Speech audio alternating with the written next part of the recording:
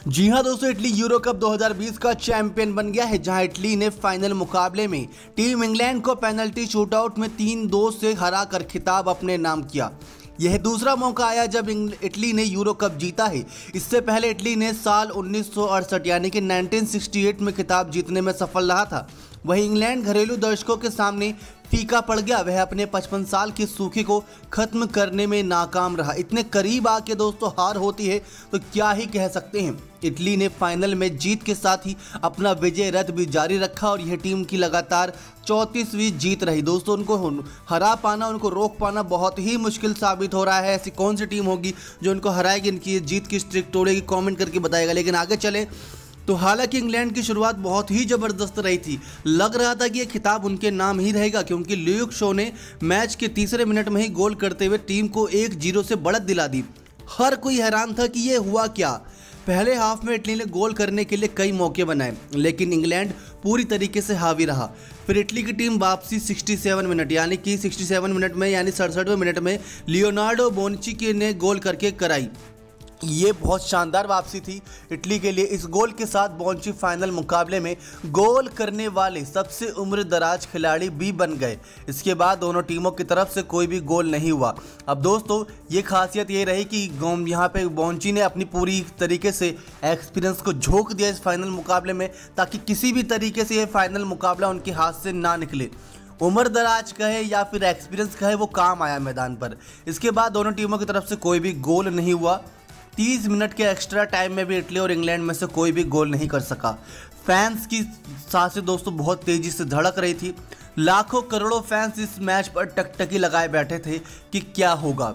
फिर मुकाबला गया पेनल्टी शूटआउट तक, जहां इटली ने इंग्लैंड को चारों खाने चित कर दिया। यह दूसरा मौका रहा जब यूरो कप का फाइनल पेनल्टी शूटआउट से तय हुआ। इटली की ओर से फेडरिको डोमिनिको बोराडी और लियोनार्डो बोनुच्ची ने गोल किया। वहीं इंग्लैंड की ओर से हैरी मैगुओर ने गोल दागा। दोस्तों, ये 2 गोल और उनके 3 गोल, जीत साफ नजर आ रही थी। इसके बाद मार्कस रेशफोर्ड, बुकायो साका और जेडन सांचो बॉल को गोल पोस्ट में पहुंचाने में नाकाम रहे और इसके साथ ही इंग्लैंड खिताब जीतने से चूक गया। आंसू थमने का नाम नहीं ले रहे थे। दूसरी तरफ खुशियों के आंसू थे, एक तरफ गम के आंसू थे। दोस्तों, बहुत ही ज़्यादा कह सकते हैं गमगीन माहौल हो चुका था मैदान के अंदर, जिसके बावजूद टीम बहुत मजबूत स्थिति में नजर आई। इटली की बहुत अच्छी वापसी कराई थी दोस्तों 67 मिनट पर। अब आगे बढ़े दोस्तों, कुछ ऐसे बड़े पॉइंट्स की तरफ लेकर चले जो बहुत शानदार थे। इटली अब इंटरनेशनल फुटबॉल में सबसे लंबी नाबाद स्ट्रिक की बराबरी करने से एक जीत दूर है।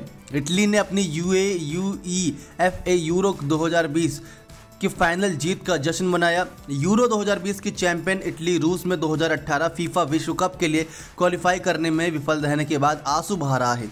लेकिन 2018 में एक नेशनल लीग में खेल के दौरान पुर्तगाल से 1-0 से हार के बाद से अर्जुरी अब सभी प्रतियोगिताओं में 34 खेलों में जीत के साथ नाबाद है।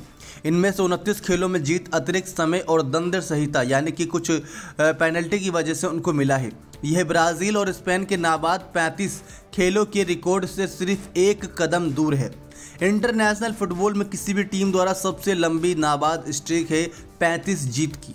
34 तो दोस्तों पार कर लिया है इटली ने, अब 35वां पार कर पाएगी या नहीं। इससे पहले टूर्नामेंट में क्वार्टर फाइनल में बेल्जियम पर अपनी जीत के बाद इटली ने क्वालिफायर सहित यूरो में लगातार सबसे अधिक जीत यानी कि 15 जीत का एक नया रिकॉर्ड भी बनाया है। ये बहुत अच्छा रिकॉर्ड है। इटली ने अपना 6ठा प्रमुख खिताब जीता। जर्मनी के बाद सबसे अधिक यूरोपीय टीम द्वारा UEFA यूरो 2020 फाइनल जीतने के इटली ने खुशी मनाई। यूरो 2020 फाइनल में इंग्लैंड पर अपनी जीत के बाद इटली ने अब अपनी 6ठी बड़ी ट्रॉफी जीत ली है, जो जर्मनी के बाद किसी यूरोपीय देश द्वारा सबसे ज़्यादा जीत है। अर्जुरी ने 2 यूरोपीय चैंपियनशिप खिताब जीते हैं और 4 बार फीफा वर्ल्ड कप में जीत हासिल करी है। इस बीच जर्मनी ने 3 यूरो और 4 फीफा वर्ल्ड कप खिताब जीते हैं। दूसरी तरफ दोस्तों, बड़े पॉइंट्स की ओर चले तो इटली ने लगातार यूरोपीय चैंपियनशिप जीत के बीच सबसे लंबे अंतराल के लिए एक नया रिकॉर्ड बनाया है। इटली ने इंग्लैंड को हराकर इटली ने यूरो 2020 का खिताब जीता। ये एक यादगार मैच रहेगा। इंग्लैंड भी अपने सूखे खत्म होने का इंतज़ार कर रहा था, क्योंकि दोस्तों 1-2 साल नहीं बल्कि कई साल हो चुके हैं जहां पर इंग्लैंड के हाथों ट्रॉफी नहीं लगी है। ऐसे में वो फाइनल तक पहुंचा, पहले 3 मिनट में ही गोल दाग दिया उम्मीदें थी कि इस बार जीतेगी इंग्लैंड, लेकिन नहीं जीती। फैंस बहुत नाखुश नजर आए दोस्तों। अब ऐसे में यूरो 2020 फाइनल में इंग्लैंड पर इटली की पेनल्टी शूटआउट जीत के 1968 में अपनी एकमात्र जीत के बाद प्रतियोगिता में अपनी पहली सफलता को चिन्हित किया है। इस प्रक्रिया में अर्जुरी ने लगातार यूरोपीय चैंपियनशिप जीत के बीच सबसे लंबे अंतराल 53 साल के लिए एक नया रिकॉर्ड बनाया है।